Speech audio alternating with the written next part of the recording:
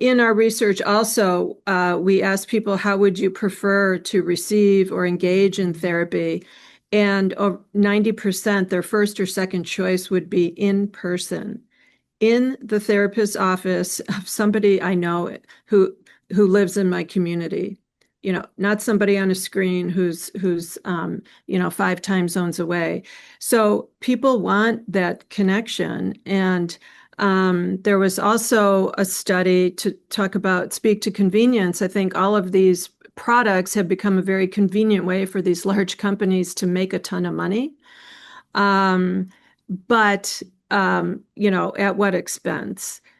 And there was a study recently published in the American Journal of Psychiatry that looked at just teletherapy, not really the BetterHelp, those sorts of apps, but just therapy over Zoom or, some sort of online therapy that pretty much all therapists had to start using during the pandemic.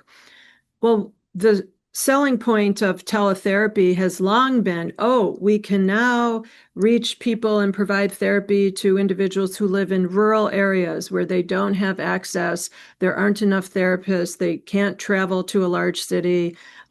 They can do it online on their computers or phones, and we're broadening access and providing convenience in that way.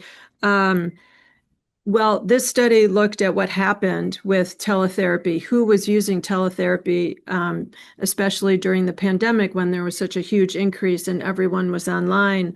The study found that actually teletherapy did not help increase access. It did not help provide therapy to marginalized or disenfranchised groups or those in rural communities. None of those promises came true.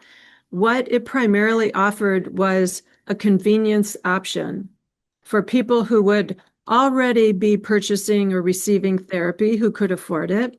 They could now choose. Do I want to do my therapy in the office?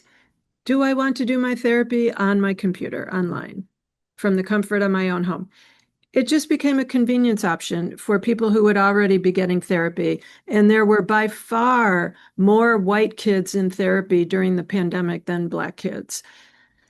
So it's a lot of this you have to really, I do encourage therapists to get in literate with what is going on in our world, because a lot of these claims that are being made sound good. Of course, who's going to be against increasing access to therapy? But you really have to look under the hood, because that is often what these companies are claiming is often not what is actually happening. Mm-hmm. And it's they're very good at marketing and advertising, and their apps look very glossy and appealing. But you really have to understand, a couple layers down, what's actually going on.